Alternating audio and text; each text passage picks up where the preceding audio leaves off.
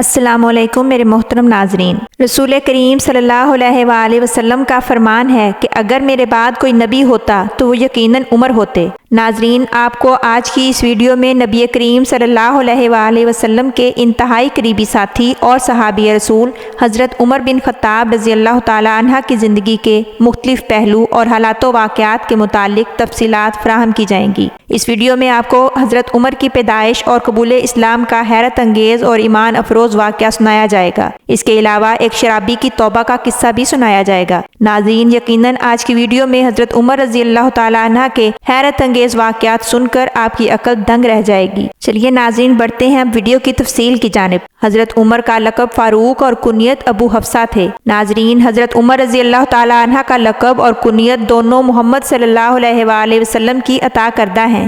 آپ کا نسب 8ویں پشت میں نبی کریم صلی اللہ علیہ وآلہ وسلم سے جا ملتا ہے۔ حضرت عمر کا خاندان ایام جاہلیت سے ہی بہت ممتاز تھا۔ آپ کے جد اعلیٰ عدی عرب کے تمام تنازعات میں ثالث مقرر ہوا کرتے تھے، اور قریش کو یا کسی قبیلہ کو کوئی ملکی معاملہ پیش آ جاتا تو وہ سفیر بن کر جایا کرتے تھے، اور یہ دونوں منصب نسل در نسل عدی کے خاندان میں چلتے آ رہے تھے۔ ددیال کی طرح حضرت عمر رضی اللہ تعالیٰ عنہ ننیال کی طرف سے بھی نہایت معزز خاندان سے تعلق رکھتے تھے۔ آپ کی والدہ حشام بن مغیرہ کی بیٹی تھیں، اور مغیرہ اس درجے کے آدمی تھے کہ جب قریش کسی قبیلہ سے نبرد آزمائی کے لیے جاتے تھے تو فوج کا انتظام انہی کے سپرد ہوا کرتا تھا۔ ناظرین، اب آپ کو حضرت عمر بن خطاب کی زندگی کے ابتدائی حالات سے آگاہ کرتی چلوں۔ حضرت عمر ہجرت نبوی سے 40 سال قبل پیدا ہوئے۔ جب آپ جوانی کی عمر کو پہنچے تو تمام شرفائے عرب کی طرح آپ نے بھی گھڑ سواری، نسبدانی، سپاگری، پہلوانی اور خطابت میں مہارت حاصل کی۔ خصوصاً شاہ سواری میں کمال حاصل کیا۔ اسی زمانے میں انہوں نے لکھنا پڑھنا بھی سیکھ لیا۔ چنانچہ زمانہ جاہلیت میں جو لوگ لکھنا پڑھنا جانتے تھے ان میں سے ایک عمر بھی تھے۔ تعلیم و تعلم سے فارغ ہونے کے بعد فکر معاش کی طرف متوجہ ہوئے۔ آپ اپنے والد محترم کے اونٹ چرایا کرتے تھے، اور اگر کوئی اونٹ گم ہو جاتا تو وہ آپ کو سخت سزا بھی دیتے تھے۔ ناظرین، حضرت عمر رضی اللہ تعالی عنہ کی عمر کا 27واں سال تھا کہ ریگستان عرب میں آفتاب اسلام روشن ہوا اور مکہ کی گھاٹیوں سے توحید کی صدا بلند ہوئی۔ چونکہ حضرت عمر رضی اللہ تعالی عنہ کے لیے اس وقت تک یہ صدا نامانوس تھی، اس لیے سخت برہم ہوئے، یہاں تک کہ جس کے بارے میں یہ معلوم ہو جاتا کہ وہ مسلمان ہو گیا ہے اس کے دشمن بن جاتے۔ ان کے خاندان کی بسینہ نامی کنیز مسلمان ہو چکی تھی۔ اس کنیز کو اتنا مارتے کہ مارتے مارتے تھک جاتے۔ اس کے علاوہ جس کسی پر بھی بس چلتا زد و کوب کرنے سے گریز نہیں کرتے تھے، لیکن اسلام کا نشہ تو ایسا نہ تھا کہ جو چڑھ کر اتر جاتا۔ لہٰذا ان تمام سختیوں اور مار پیٹ کے باوجود بھی وہ ایک شخص کو بھی اسلام سے بددل نہ کر سکے۔ حضرت عمر کے قبول اسلام کا واقعہ نہایت سحر انگیز ہے۔ ناظرین، اہل مکہ کے ظلم و ستم حد سے بڑھ چکے تھے۔ صحابہ کرام کا سر عام تبلیغ کرنا تو درکنار عبادت بھی نہ کر سکتے تھے۔ چھپ کر دین اسلام کی تبلیغ و اشاعت کی جاتی تھی۔ اس وقت صحابہ کرام کی تعداد 39 تھی۔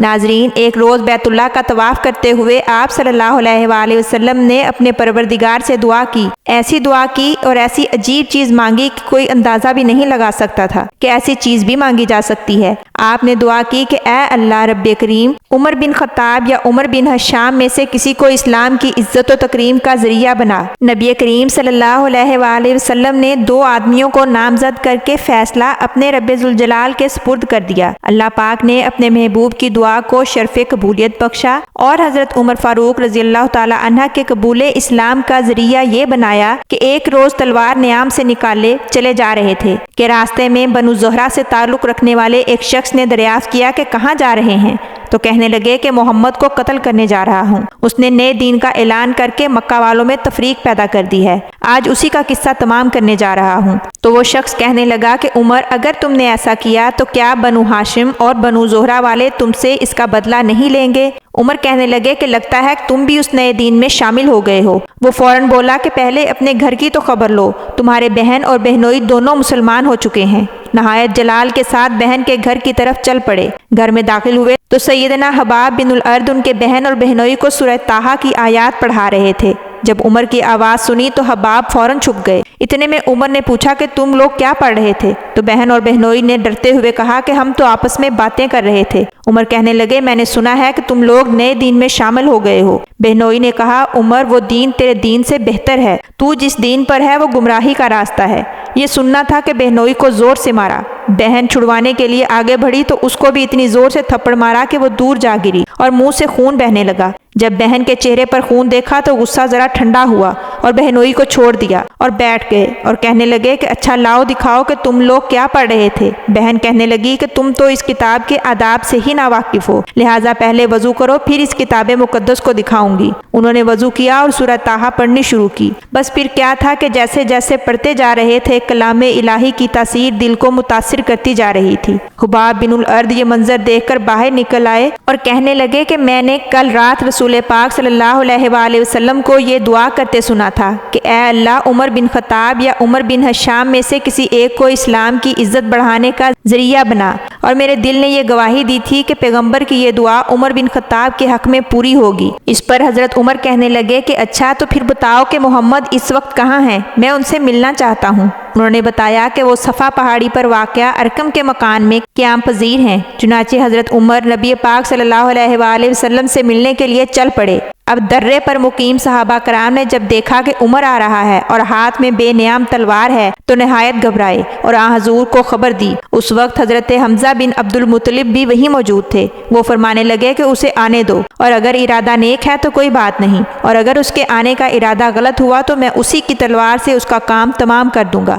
جب عمر رضی اللہ تعالیٰ عنہ رسول کریم کے پاس پہنچے تو اس وقت نبی کریم صلی اللہ علیہ وآلہ وسلم پر وحی کا نزول ہو رہا تھا۔ چند لمحوں بعد آپ نے عمر سے فرمایا کہ اے عمر تم کس چیز کا انتظار کر رہے ہو؟ کیا ابھی وقت نہیں آیا کہ تم اسلام قبول کر لو؟ بس یہ سننا تھا کہ فوراً کلمہ اسلام پڑھتے ہوئے دائرہ اسلام میں داخل ہو گئے۔ تمام صحابہ کرام نے حضرت عمر رضی اللہ تعالیٰ عنہ کے اسلام قبول کرنے کی خوشی میں اس قدر زور سے نعرہ تکبیر بلند کیا کہ صحن کعبہ میں بیٹھے ہوئے کفار و مشرکین نے بھی سنا اور پوری وادی مکہ اس نعرے سے گونج اٹھی۔ رسول کریم صلی اللہ علیہ وآلہ وسلم نے حضرت عمر کے سینہ مبارک پر ہاتھ رکھا اور دعا فرمائی کہ اے اللہ اس کے دل میں جو بھی میل کچیل ہے اسے دور کر دے اور اس کے بدلے ایمان سے اس کا سینہ منور کر دے۔ بعض مورخین کے مطابق قبول اسلام کے وقت حضرت عمر رضی اللہ تعالیٰ عنہ کی عمر مبارک 30 برس تھی اور بعض کے مطابق 26 برس تھی۔ مصر کے ایک عالم نے ایک تاریخی جملہ اس ضمن میں کہا کہ اصل میں عمر پیدا ہی اسی دن ہوئے اور اسی دن سے ہی ان کی تاریخی زندگی کا آغاز ہوا۔ مفسر قرآن حضرت عبداللہ بن عباس رضی اللہ تعالیٰ عنہ فرماتے ہیں کہ سرکار دو عالم صلی اللہ علیہ وآلہ وسلم نے فرمایا کہ جبرائیل میرے پاس آئے اور کہا کہ آسمان والے عمر کے قبول اسلام پر خوشیاں منا رہے ہیں۔ پھر حضرت عمر رضی اللہ تعالیٰ عنہ نے رسول پاک سے سوال کیا کہ اے اللہ کے نبی کیا ہم حق پر نہیں ہیں؟ تو آپ نے جواب دیا کہ ہم بالکل حق پر ہیں۔ تو پھر عمر فرمانے لگے کہ چھپ کر عبادت کیوں کریں، چلیے خانہ کعبہ میں جا کر عبادت کرتے ہیں۔ قربان جائیں اس سرور کائنات پر انہوں نے ایسے ہی اللہ تعالیٰ سے عمر کو نہیں مانگا تھا، بلکہ ان کی نگاہ نبوت دیکھ رہی تھی کہ اسلام کو عزت و شرف عمر کے اسلام قبول کرنے سے ہی حاصل ہوگا۔ آپ نے صحابہ کرام کو 2 صفوں میں تقسیم کیا، ایک صف کے آگے حضرت حمزہ چل رہے تھے اور دوسری صف کے آگے رسول خدا کی دعاؤں میں مانگے گئے عمر فاروق چل رہے تھے۔ مسلمان جب خانہ کعبہ میں داخل ہوئے تو کفار مکہ نے دیکھا کہ حضرت حمزہ رضی اللہ تعالیٰ عنہ اور حضرت عمر رضی اللہ تعالیٰ عنہ ساتھ ہیں تو وہ بہت غمگین ہوئے۔ کسی کی جرت نہ تھی کہ کچھ بولتا۔ اس دن سے تبلیغ دین میں آسانی پیدا ہوئی۔ اسی دن رسول کریم صلی اللہ علیہ وآلہ وسلم نے فرمایا تھا کہ اللہ نے حق کو عمر کی زبان پر جاری کر دیا اور وہ فاروق ہے۔ اللہ تعالیٰ نے اس کے ذریعے حق اور باطل میں فرق کر دیا۔ اسی طرح سے حضرت صہیب بن سنان رضی اللہ تعالیٰ عنہ فرماتے ہیں کہ جب حضرت عمر رضی اللہ تعالیٰ عنہ نے اسلام قبول کر لیا تو اسلام کو غلبہ نصیب ہوا اور ہم کھلے عام اسلام کی دعوت دینے لگے، اور ہم حلقہ بنا کر بیت اللہ میں بیٹھا کرتے تھے۔ ہم بیت اللہ کا طواف کرنے لگے تھے، اور اگر اب ہم پر کوئی زیادتی کرتا تو ہم اس سے بدلہ لیتے تھے۔ اسی طرح سے عبداللہ بن مسعود فرماتے ہیں کہ عمر کا اسلام قبول کرنا ہماری کھلی اور بڑی فتح تھی، اور حضرت عمر کا ہجرت کرنا ہمارے لیے نصرت خاص تھی، اور آپ کے خلافت تو ہمارے لیے سراپا رحمت تھی۔ میں نے وہ دن بھی دیکھے ہیں کہ جب ہم بیت اللہ کے قریب نماز بھی ادا نہیں کر سکتے تھے، لیکن جب عمر اسلام لائے تو آپ نے کفار سے مقابلہ کیا، یہاں تک کہ وہ ہمیں نماز پڑھنے کی اجازت دینے لگے۔ رسول خدا سرور کائنات سرکار دو عالم نے بھی حضرت عمر کے بارے میں جو ارشادات فرمائے ہیں وہ بھی بیان کرتی چلوں۔ نبی نبی کریم صلی اللہ علیہ وآلہ وسلم فرماتے ہیں کہ اے ابن خطاب، اس ذات کی قسم جس کے قبضے میں میری جان ہے، آپ کو جس راستے پر چلتا ہوا شیطان پا لیتا ہے وہ اس راستے سے ہٹ جاتا ہے اور دوسرا راستہ اختیار کرتا ہے۔ صحیح بخاری سے روایت ہے کہ رسول خدا فرماتے ہیں کہ میں نے حالت خواب میں دودھ پیا یہاں تک کہ میں سیر ہو گیا اور اس شرابی کے آثار میرے ناخنوں میں نمایاں ہونے لگے۔ پھر میں نے وہ دودھ عمر کو دے دیا تو اصحاب رسول پوچھنے لگے کہ یا رسول اللہ اس خواب کی تعبیر کیا ہے؟ تو آپ نے فرمایا علم۔ اسی طرح امام بخاری کی ایک روایت کردہ حدیث ہے کہ سیدنا ابو سعید خدری رضی اللہ تعالیٰ عنہ فرماتے ہیں کہ میں نے رسول کریم کو یہ فرماتے ہوئے سنا کہ میں نیند میں تھا، میں نے لوگوں کو دیکھا کہ وہ میرے سامنے پیش کیے جا رہے ہیں، تو میں نے دیکھا کہ انہوں نے قمیص پہنی ہوئی ہے، کسی کی سینے تک ہے اور کسی کی اس سے بھی نیچے تک، اور جب عمر کو پیش کیا گیا تو انہوں نے اس قدر لمبی اور کھلی قمیص پہنی ہوئی تھی کہ وہ زمین پر گھسٹتی جا رہی تھی۔ تو صحابہ رسول نے عرض کیا کہ یا رسول اللہ اس خواب کی تعبیر کیا ہے؟ تو نبی کریم نے ارشاد فرمایا کہ دین۔ اسی طرح سے ایک بہت ہی مقبول اور مشہور و معروف حدیث نبوی ہے کہ رسول خدا نے فرمایا کہ اگر میرے بعد کوئی نبی ہوتا تو وہ عمر ہوتا، یعنی اگر سلسلہ نبوت جاری رہتا تو یقیناً سیدنا عمر فاروق رضی اللہ تعالی عنہ نبوت سے سرفراز کیے جاتے۔ ایک مرتبہ حضرت عمر رضی اللہ تعالی عنہ رسول کریم کی خدمت اقدس میں حاضر ہوئے اور عمرے کی اجازت طلب کی تو حضرت محمد صلی اللہ علیہ وآلہ وسلم نے فرمایا کہ اے میرے بھائی، اپنی نیک دعاؤں میں ہمیں بھی شامل کرنا۔ ایک مرتبہ رسول کریم صلی اللہ علیہ وآلہ وسلم حضرت عمر، حضرت ابوبکر صدیق اور حضرت عثمان کے ہمراہ احد کے پہاڑ پر تشریف لے گئے۔ احد کا پہاڑ لرزنے لگا تو رسول خدا نے اپنا پاؤں مبارک احد پہاڑ پر مارا اور فرمایا کہ اے احد ٹھہر جا، تجھ پر اس وقت نبی، صدیق اور شہید کے علاوہ اور کوئی نہیں۔ اس کے بعد حضرت عمر دعا کیا کرتے تھے کہ اے اللہ مجھے شہادت کی موت دینا، اور اگر موت آئے تو تیرے حبیب کے شہر میں آئے۔ اسی طرح سے حضرت عمر رضی اللہ تعالی عنہ کے خادم اسلم بیان کرتے ہیں کہ میں ایک روز آپ کے ساتھ رات کے وقت نکلا اور ہم چلتے چلتے مدینہ منورہ سے کافی دور آ گئے۔ ہمارا مقصد دور کی آبادیوں اور لوگوں کی دیکھ بھال اور خبر گیری کرنا تھا۔ اچانک نظر پڑی تو دور آگ جلتی ہوئی نظر آئی تو حضرت عمر بولے کہ لگتا ہے کچھ قافلے ہیں، رات کی تاریکی اور ٹھنڈک کی وجہ سے آگے نہیں بڑھ سکے، چلو وہاں جا کر دیکھیں، شاید ان کو کچھ ضرورت ہو۔ تو ہم تیز تیز چلتے وہاں تک پہنچے، دیکھا ایک عورت ہے اور ساتھ چند بچے ہیں، آگ پر ایک ہانڈی رکھی ہے اور بچے رو رو کر کھانا مانگ رہے ہیں۔ حضرت عمر نے سلام کیا اور کہا بولو کیا حال ہے؟ تو عورت نے جواب دیا کہ رات ٹھنڈی ہے، اس وجہ سے ہم یہیں ٹھہر گئے ہیں۔ پھر آپ نے دریافت کیا کہ بچے کیوں رو رہے ہیں؟ تو کہنے لگی کہ شدت بھوک سے رو رہے ہیں، ہانڈی میں پانی ڈال کر چولہے پر چڑھا دیا ہے تاکہ بہل کر سو جائیں۔ پھر کہنے لگی کہ خدا عمر کو سمجھ دے۔ پھر وہ عمر کو کوسنے لگی اور بد دعائیں دینے لگی۔ تو عمر بولے کہ اللہ بھلا کرے، مگر عمر کو کیا معلوم کہ تم کس حال میں ہو؟ عورت نے غصیلے لہجے میں جواب دیا کہ وہ تو ہمارے خلیفہ ہیں، وہ ہمارے حال سے بے خبر کیسے ہو سکتے ہیں؟ حضرت عمر کے خادم اسلم کہتے ہیں کہ امیر المومنین مجھ سے مخاطب ہوئے اور کہنے لگے چلو چلیں۔ تیز رفتاری کے ساتھ واپس لوٹے اور آٹے کے گودام سے ایک بوری آٹے کی نکالی، ساتھ گھی لیا اور کہا میری پیٹھ پر لاد دو۔ میں نے کہا امیر المومنین یہ میرا کام ہے، مجھے کرنے دیں۔ تو فرمانے لگے کہ اے اسلم اللہ تجھے جزا دے، مگر کیا روزے قیامت تم میرا بوجھ اٹھا لو گے؟ یہ وہ خلیفہ دوم ہیں جن کے نام سے روم و فارس کے بادشاہ بھی کامتے تھے۔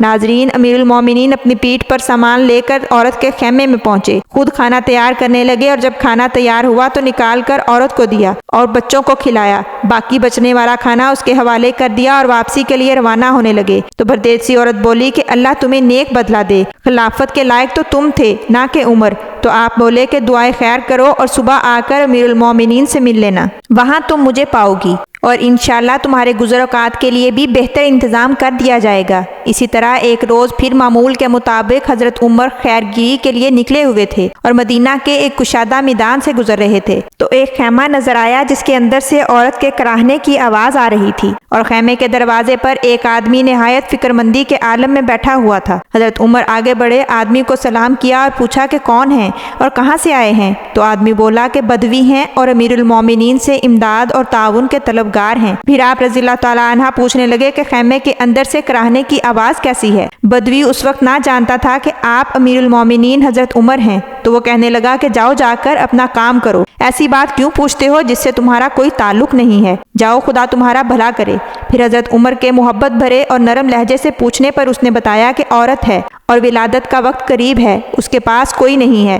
حضرت عمر یہ سنتے ہی تیزی سے اپنے گھر کی طرف لوٹے اور اپنی زوجہ حضرت ام کلثوم بنت علی سے فرمایا کہ اللہ نے تمہیں ثواب کا ایک موقع دیا ہے، کیا ثواب حاصل کرنا چاہتی ہو؟ تو انہوں نے دریافت کیا کہ کیا معاملہ ہے؟ آپ نے بدوی کا حال بیان کیا اور فرمایا نومولود بچے کے لیے چند کپڑے، گھی کی پتیلی اور کچھ کھانے پینے کا سامان بھی ساتھ رکھ لینا۔ حضرت کلثوم نے جلدی سے ساری تیاری کی تو حضرت عمر نے سارا سامان خود اٹھا لیا اور اہلیہ پیچھے پیچھے چلنے لگیں۔ جلد ہی بدوی کے خیمے میں پہنچے، اہلیہ اندر داخل ہو گئیں اور آپ امیر المومنین باہر کھانا پکانے لگے۔ بدوی یہ سب کچھ دیکھتا رہا مگر اسے معلوم نہ تھا کہ آپ کون ہیں۔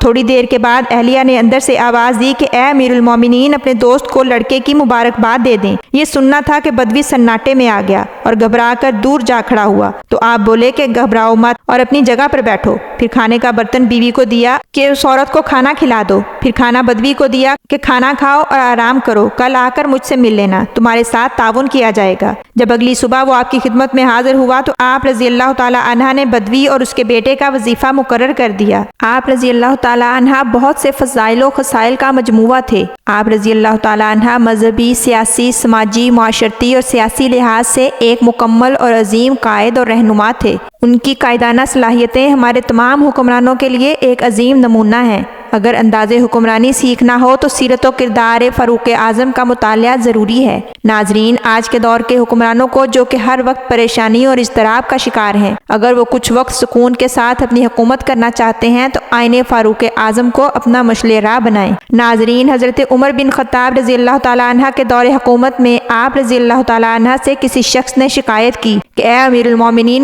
گورنر مصر حضرت عمرو بن العاص کے بیٹے محمد بن عمرو نے میرے پیٹھ پر 8 کوڑے مارے ہیں اور کہتا ہے کہ میں گورنر کا بیٹا ہوں۔ چنانچہ آپ رضی اللہ تعالیٰ عنہ نے حکم دیا کہ محمد بن عمرو کو گرفتار کر کے لایا جائے اور عمرو بن العاص کو بھی پیش ہونے کا حکم دیا۔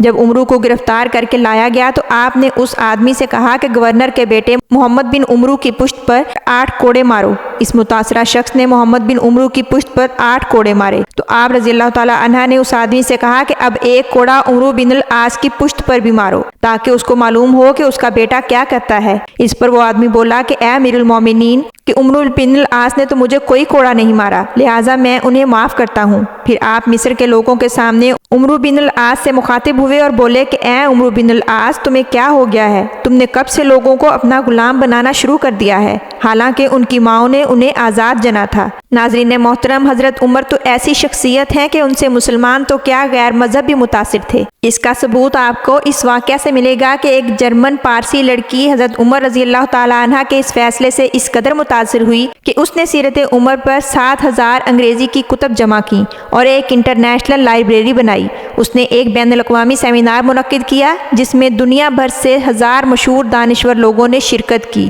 اس نے اعتراف کیا کہ انسانی حقوق کا سب سے بڑا علمبردار سیدنا عمر بن خطاب رضی اللہ تعالی عنہ ہے، کیونکہ حضرت عمر نے تمام انسانوں کو بنیادی حقوق دیے۔ اس لڑکی نے یہ بھی کہا کہ حضرت عمر فاروق کے یہ الفاظ کہ اے عمرو بن العاص، تمہیں کیا ہو گیا ہے؟ تم کب سے لوگوں کو اپنا غلام بنانے لگے ہو، حالانکہ ان کی ماؤں نے تو ان کو آزاد جنا تھا۔ ان الفاظ نے مجھے سب سے زیادہ متاثر کیا۔ ناظرین، کہا جاتا ہے کہ اہل شام میں ایک نہایت ہی باروب اور قوی شخص تھا۔ وہ حضرت عمر فاروق سے ملنے کے لیے آیا کرتا تھا۔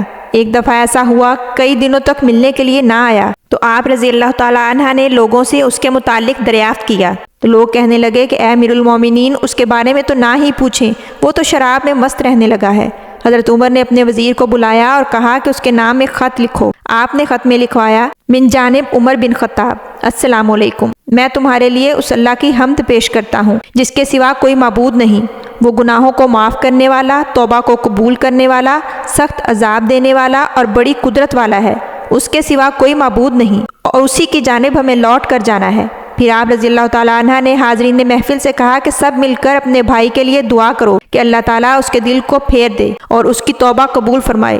پھر سب نے مل کر دعا کی۔ حضرت عمر رضی اللہ تعالیٰ عنہ نے وہ خط قاصد کو دے کر کہا کہ یہ خط اسے اس وقت دینا جب وہ نشے میں نہ ہو، اس کے سوا کسی کو نہ دینا۔ جب اس کے پاس حضرت عمر کا خط پہنچا اور اس نے خط کو پڑھا، پھر بارہا اس تحریر کو پڑھتا رہا اور غور کرتا رہا کہ اس میں مجھے سزا سے بھی ڈرایا گیا ہے اور توبہ کرنے پر معاف کرنے کا وعدہ بھی یاد دلایا گیا ہے۔ وہ خط پڑھ کر رونے لگا اور شراب نوشی سے توبہ کر لی اور ایسی توبہ کی کہ پھر کبھی شراب کے پاس بھی نہ گیا۔ پھر حضرت عمر رضی اللہ تعالیٰ عنہ کو جب اس کی توبہ کی خبر ملی تو فرمایا کہ ایسے معاملات میں تم لوگوں کو ایسا ہی کرنا چاہیے کہ جب کوئی بھائی کسی لغزش میں مبتلا ہو جائے تو اس کو درستی پر لانے کی فکر کرو اور اسے اللہ کی رحمت کا بھروسہ دلاؤ اور اللہ سے اس کے لیے دعا کرو تاکہ وہ توبہ کرے، اور تم اس کے مقابلے میں شیطان کے مددگار نہ بنو، یعنی اس کو برا بھلا کہہ کر یا غصہ دلا کر دین سے دور کر دو گے تو یہ شیطان کی مدد ہوگی۔ ناظرین، یہ تھا اس ویڈیو کا حصہ اول۔ امید کرتی ہوں آپ کو یہ ویڈیو پسند آئی ہوگی۔ ویڈیو کو لائک کرنا، شیئر کرنا اور چینل کو سبسکرائب کرنا نہ بھولیے گا،